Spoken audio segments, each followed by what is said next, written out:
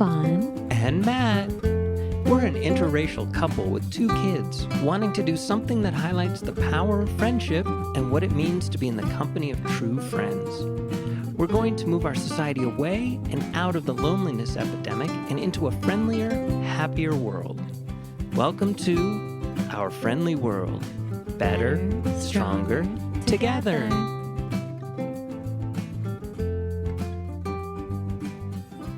So when was the last World's Fair?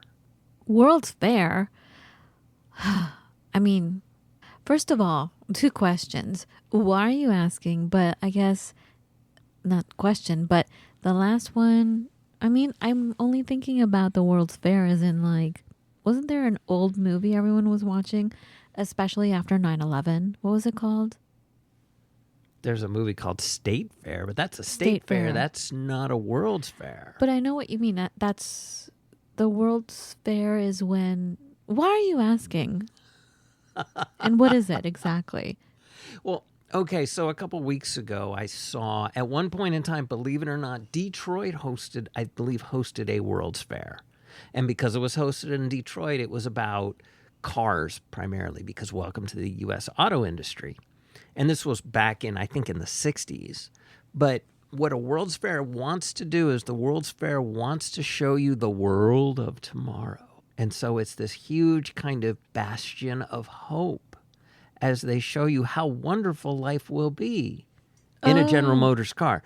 But how wonderful life will be. So is this when they would show like spaceships and like the Jetson cars, the flying cars and stuff? Or like the modern kitchen. Exactly, the modern kitchen. It's so 1950s. So when you said that, I just thought of 1950s. Take a breath. What did you just say? 1950s. It's so 1950s. Is it not relevant now? Well, my other question is, before I answer that question, is when was the first one? The first? Yeah. Oh my goodness, it was probably turn of the century, if not earlier than that. Huh. So back then is when they would show spaceships and stuff like that? No. We're talking more... Like, what did they show in the first one? This is how you can get a clean, consistent heat in your fireplace. I don't know. And you're right. It might be that World's Fair really only had any popularity in the post-war era. First of all, where was it? Is it like the Olympics? Did they decide, we're going to have it here in this city? I think different cities were allowed to host. And only in the United States? No, there have been World's Fairs all over the place. So where was the first one? I don't know. We needed to do our research. I just asked you a question. All right. Well, when you ask me stuff, I figure you know everything. So you do the same thing to me, by the way. I tell you something, and then you ask me a million questions, and then you get mad at me for not knowing. Well, we could go off on a huge tangent, and I could tell you that... All right.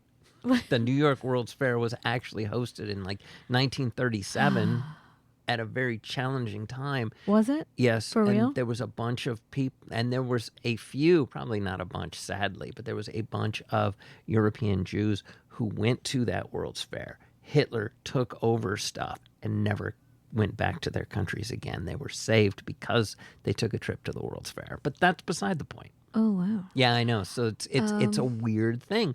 But the reason why I ask is that, what can I say?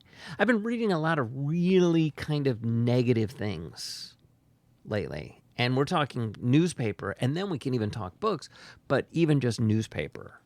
I primarily read science fiction, for instance. And sci-fi book sales are down 12% of what they used to be. We talked about this in the car, right? Right. You asked me, or I just commented on it, and I said that people may not be so into science fiction anymore because science fiction has turned scary. Well, so people are tired of being scared, maybe, or don't want to be. And that is a part of it. I can talk intellectually. Or maybe we're already living in that doom. It's all doom. Like if you look at anything science fiction, even Star Trek, there's no life. Everything is dark. You're out in dark space and there are no trees and sunflowers and petunias. It's all dark and there's no plant life. Not even real food. Who wants to live in that? It's depressing. It is. That's why I never liked it, because aesthetically, just looking at that show, I'm like, ugh, it's so ugly. So much orange and black, like Halloween. There's Oh no my sunlight goodness. unless they go to another planet. Even there, the sun, the colors are off. I'm like, ugh, I can't even look at that. Anyway, I digress. Well, even talking about Star Trek proposes a world where money is kind of eliminated. The material possessions as status symbols has been eliminated, which is kind of a good thing. So, what does that have to do with what we're talking So about? what does that have to do with the World's Fair? Well, where's the hope? Who's providing hope for us nowadays? So you were saying the state fairs provided people with hope? Yes, they did. They provided a vision of what the future could be. Who is really doing that in a positive way? You know what? Because we're hearing that our environment is on fire and we're losing our coral reefs, and there's a big mass of plastic that's circulating through the Pacific Ocean that's the size of like Mexico or something. I mean, We're doomed. the ice caps are melting. I have to wonder, are we being guided? Is there, oh dear, is there some kind of a force out there which is causing us to focus on the negative? Because if you're in survival mode, which we've talked about a number of times, you're more likely to buy random stuff. So you were saying, is there on purpose a force that is keeping us in fear mode and unhopeful mode? What's a word for unhopeful? Despair. And a sense of despair. And that's why we started this thing. That was my initial idea, was that there's something that is keeping us from having proper relationships, friendships, families. The bond isn't there anymore. And that's good for someone who's trying to keep people down. If you want to control a lot, keep the population feeling depressed. They'll want to buy stuff and they'll tend to just listen to whatever you say because they're desperate. And they're focused in a scarcity mindset. And they're alone. So when you're alone, your thoughts can take over. And if you can control someone's thoughts, because all the messages out there are so crazy negative and scary. I mean, just the other day, okay, one of my favorite sounds was to listen to the morning doves cooing in the morning when the sun comes up. Have you guys noticed when the sun just barely starts coming out, all the birds start going nuts? They're singing, they're talking back and forth, yelling at each other. It feels like each one has to top the one before. I mean, I'm like, what is going on? What are they talking about? Like, wow, it's amazing. And my other favorite sound is a dove cooing. And you usually only hear it in the morning, early morning. I used to love that sound until, I don't know, a few weeks ago, I was watching Jimmy Kimmel. It's a TV show late at night. It's a late night show. And he was talking about how his son, they were taking his son for his, I don't know, was it second round of heart surgery, open heart surgery? A little boy, right? So scary. And what he was saying was his wife saw a dove, a mourning dove, outside their son's bedroom. And she thought it was a bad omen because if you look it up, it means mourning a death. Right? And she didn't say anything. She waited until after the surgery. The surgery, thank God, went okay, went great. And when they came home, there was a hawk or some bird of prey that was in their house. Like, it was flapping all over the place. His wife was filming it, right? Like, he was trying to get it out with the pots and pans and everything. And you could hear her say, oh my God, there's a dead bird on the floor. And I guess this bird of prey had killed this bird and it was on the floor. And Jimmy's trying to get this bird out of there, the one that's flying around, the bird of prey. I think it was a hawk. I don't know what it was. Like a bird like that, right? And his son is there going, hey, what's going on? He's like, go upstairs right now. Oh, dear. Kind of like how you do with a big When there's a big size. spider in the Oh house. my God, the big. A dinner plate size spider. That But was let's so not scary. talk about that right now. All right. Well, so they finally got it out, and what they figured out was that hawk or whatever it was killed the mourning dove or whatever that was the omen of Badness. yeah. And I'm like, that's an omen of badness? So now I'm afraid of these doves. And every time I go to the garage, these 2 doves are there. I'm like, get the hell out of here. I'm scared of you now. Like, I used to love it and I felt so much peace. Now I'm scared. It's like, that's just one example, you guys, of, I see fear and doom everywhere. I don't know what to do anymore. And I think evolutionarily speaking, we focus on the things that are going to eat us. So we focus on fearful things, and that's the way our brains are wired. If you're afraid of it, you're paying attention to it. So you need to get the safest car for your family, and you need to know what to do when you're involved in an accident, and you do, and that's very fair, but I don't need to be constantly bombarded by these things. And a certain generation, I mean, who we talk to, who we do out of obligation, all we get from them is, you're getting old, you're going to die like I am, you're going to get this disease like me. It's constant fear and it's constant disease and death, and you can't do your dream, you can't live where you want. So it's just incredibly negative. And you're right. So is there a state fair? Where's the next one?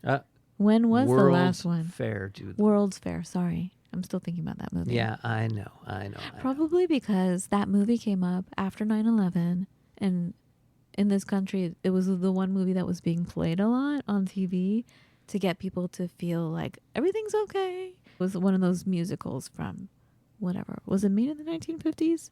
Something like, yeah. But it was... To Rodgers and Hammerstein. Typical, like, old Americana kind of cultural thing. Yeah, I mean... What are we going to do? So when was the last one? We don't know. Last one was in 2015 in Milan, Italy. So not even in the United States. 2015, too. I wonder what they showed. Yeah, now it's like AI. Everybody's afraid of AI. What? Everybody is taking these things and showing why you should be afraid of them. And yes, indeed, I won't argue, at some point in time, if you decide to give the robot the ability to figure out whether or not it should pull the trigger on a machine gun, it's probably going to make a bad choice at some point. But if you take AI and you use it as an extension of your own creative self or your own artistic self or your own technical self, I took our AI and I just needed to alphabetize a list of things. And I said, alphabetize this. And he said, sure, great, here you go. Here's the alphabetized list. Boom, simple. So nice. And I ask the AI to create pictures for me because at work, we have teams and we have Teams meetings and I'm on video and I like having different pictures all the time. And so I'll ask it to generate me a picture of ... So I've gotten some really interesting images and nothing I would say, oh my God, this is the greatest thing ever, but it's a stupid Zoom background. Okay, so AI could be good or bad. It's been here all along, honestly. Hasn't it? I mean, we've been talking into our phones for how long now? I mean, our kids don't know anything different than talking to your phone and getting information. Yeah, and having the phone talk back to you and do stuff for you.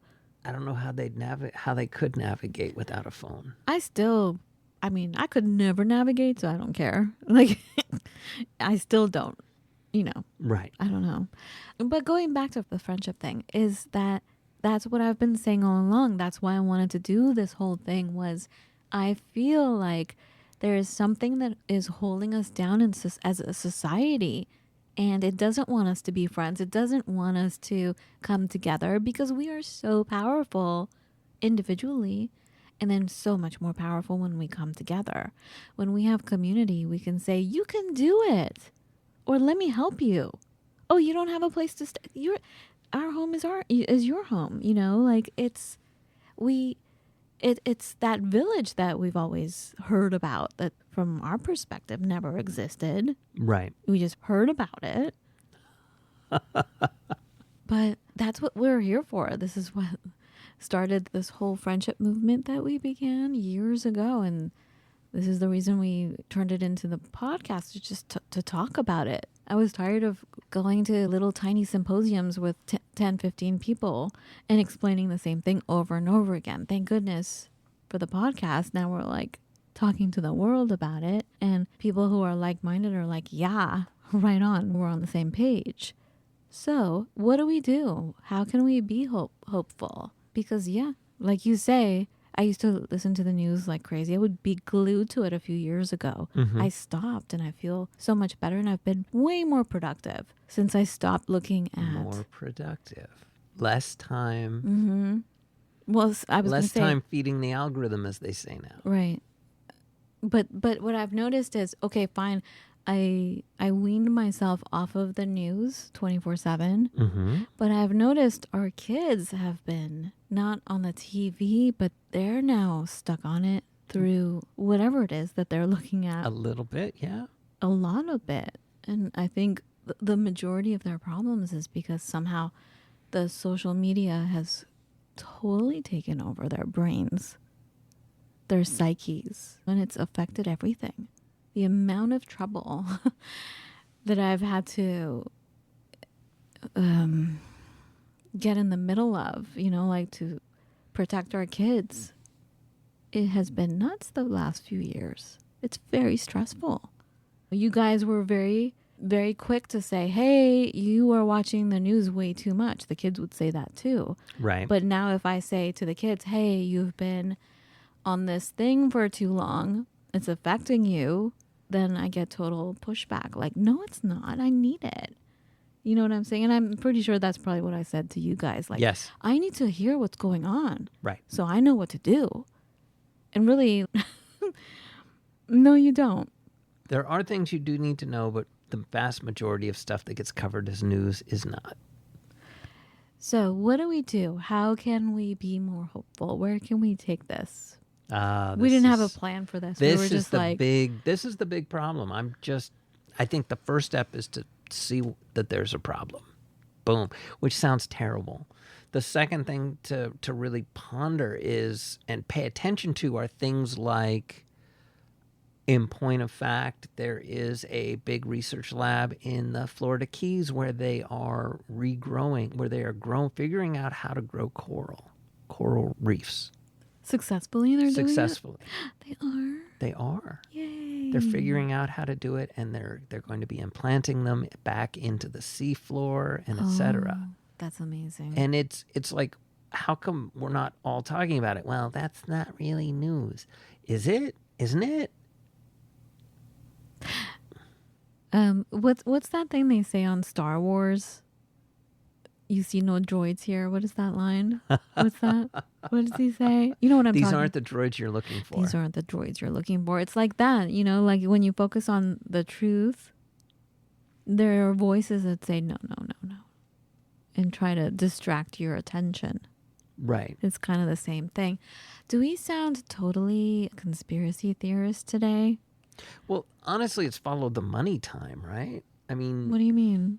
If we feel a scarcity, that means we have to fill it with something. We fill it with food. We fill it with possessions. We fill it with drugs. We have to fill it with something. I've noticed I go shopping now on Amazon every time I'm stressed out. And I was thinking about it last week when I heard actually a voice artist talking about it. Like, she's like, when I'm having trouble with my husband, I found myself buying stuff. Don't look like that. I'm not having trouble with that. You never have problems with me, so I don't understand. Stop it. I'm not saying that. I'm just saying when I do get stressed out, I'm like, let me buy more rice. Or let's get a new outfit. Let's, right. I don't know. Why? How does that come into play? Like, our brains are these wonderful, complicated, very stupid things that have been programmed over generations to feel certain ways that don't necessarily apply anymore. That's the big part. It's like we need to reboot our poor little heads, because a farmer would worry there was not enough rain for his crops and trying to figure out what they And isn't possibly that could do about that's it. what we're being told every day, that things are so bad. I mean, if you look, if you listen, there's so many video podcasts out there, and they're all talking about, oh, the disaster is coming, and then they bring on the psychics, right? And they're like, yeah, there's going to be famine. You can't grow food anymore. It's coming up in places that you normally don't suspect. Is the insidious part of it about it is you're thinking, oh, I trust these people. They're good people. They're one of us. And yet these messages creep in there of fear, uncertainty, and doubt. Wow. Right? See, I first heard FUD, which is the acronym of that. I heard that like 15 years ago. I remember you telling me what And FUD is. it's gotten now It was more than 15 years ago. It is more than 15. But that and the algorithm that we're all feeding now, these have become more common things, which, again, if we want to circle back to science fiction, we're living in science fiction is how people feel about it. So because we're living it, people don't want to read science fiction anymore because we're living it, right? They certainly don't want to read escape. any dystopian sci-fi, but yeah. Is there any happy sci-fi? Has There always been absolutely is my happy question. sci-fi. But Really? unfortunately, the crux of a novel, there are two basic plots in a novel. I take a trip, or, oh my God. A stranger comes A to stranger town. moves to town. Those are the two plots. That's it. But unfortunately, in order to have a novel, typically you have to have conflict of some kind, somewhere. I'm sorry. One of my favorite movies, Legally Blonde. There's not much of a conflict. Yeah, but it's not the end of the world. It's not Hallmark conflict, yes. Don't bring up the Hallmark, please. I'm tired of everyone equating everything to Hallmark. But like, you can look at a wonderful movie that's uplifting, and the conflict does not have to be those zombies coming after you, eating your flesh, you know? Right, exactly. Which is why we don't watch any horror here in the house, Well, because yeah, it's too I much. can't. It's I just can't too do much. it. I've never been able to do it. I'm just frazzled enough that no. So now you're becoming one of me.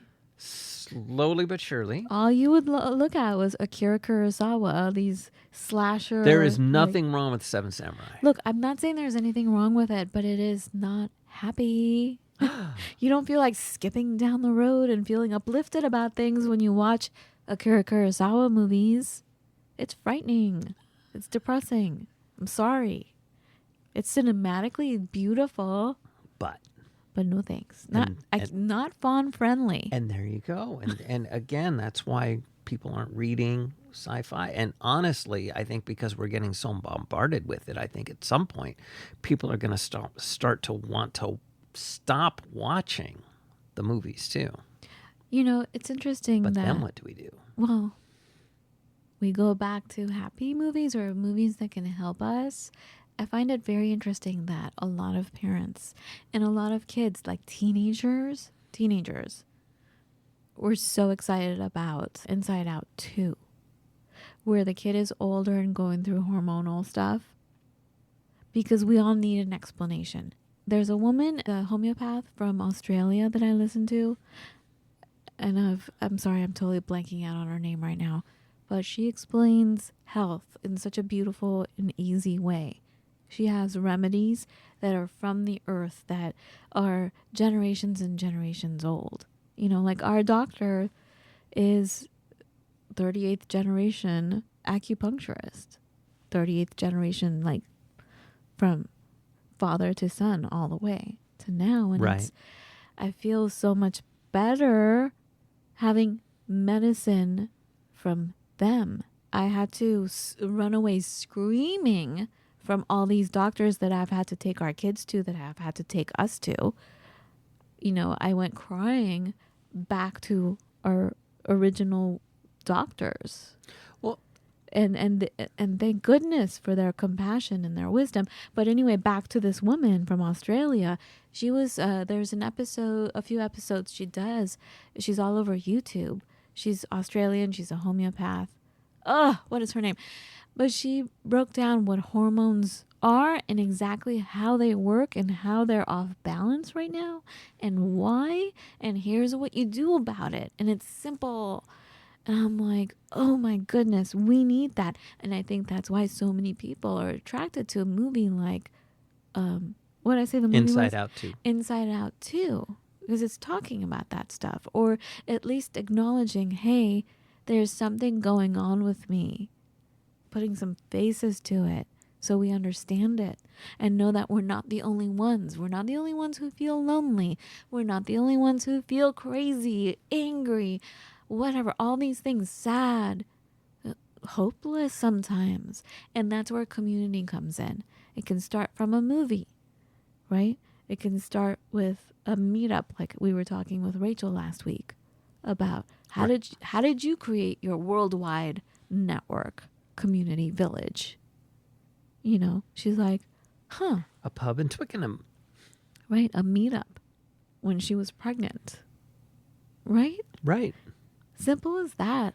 And the thing is that the simple things elude us because when we're in the thick of things, just getting up to walk sometimes feels like too much. You feel so heavy and so burdened that you don't even have the energy. But really, it's just a simple step. It's a tiny baby step, and you will feel so much better, so much more hopeful. Any steps you can think of? And I totally cut you off. What were you going to say? Now you don't remember, huh? Zing. Oh, man, I'm sorry. So we were talking about how we can get away from the doom and the gloom and feeling pressed down, like the thumb is on us, right? There's no hope. I think part of it is doing somewhat of a detox from, all the negative and all just the advertising that gets thrown at us. Remember when the babies would cry and we're like, oh my God, she's crying. What are we going to do? Won't stop crying. And you would always say, let me take the baby. And then you would have a different vantage point. You would go to another room, a change in temperature, everything, like a shift from where you are. Right. So somewhere with a different temperature, somewhere with a different vantage point. Well, we have, in our bathroom, we have these are different things you can do. And one, when you're feeling stressed, when you need to recharge. And one of them is go into nature, for goodness sake. Right. So yes, a change of scenery, get outside, go into nature.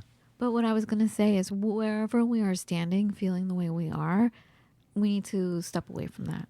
I think that's why I have us move so many times. Maybe. I'm like, we got to get out of here. It certainly changes our perspective when we have no idea where we're going, what we're doing. It's like, oh, where's a grocery store? A grocery store. I mean, I'm still discovering different places here. Meanwhile, I'm like, it's time to move. I'm like, I don't even have a favorite bar yet. Well, hurry up and find it because I'm feeling the itchy feet again. I know. It's time to move once again. What is wrong with me? Is this what all immigrants feel? No. Am I the only one? No. There is no, you're the only one for anything. And that's part of, I think, the collective experience that we need to think about. If you're feeling any kind of way, odds are someone else is too. And that's why every Sunday I go to postsecret.com, because once in a while I see one of my secrets written there. Every once in a while. And that reminds me that it's not just me. I'm not the only one who feels that way. And that makes me feel hopeful. You feel hopeful that you're not the only one who feels a certain way. Why does that make you feel hopeful? Because I know I'm not alone, and we need to have tribes. We need to understand that there are other people who are going through stuff. And it's especially nice when you hear somebody say something like, really like, 3 years ago I was feeling this way, and today I feel great. You know, when I got fired, and that week on Post Secret, somebody said, I got fired and it was the best thing that ever happened to me. Thank you. Okay? Yeah. You know, it helped me refocus. It helped me channel it. I felt a connection. And that's what I want. I don't want to be connected to somebody ridiculous doing a ridiculous TikTok video. I want to be connected to someone who gets me, not somebody I think is funny or pithy or cute. Mm-hmm.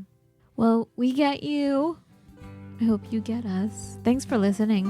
And if you're listening, you get us. Thank you. All right. Well, please reach out to us. Go to our website, ourfriendlyworldpodcast.com. And we're here. And we'll talk to you in a few days. Be well. And if you want to talk to us before then, reach out to us, email us. There you go. See you soon. Bye-bye. Be well. Oh, have a beautiful... I said that already. Have a beautiful everyday.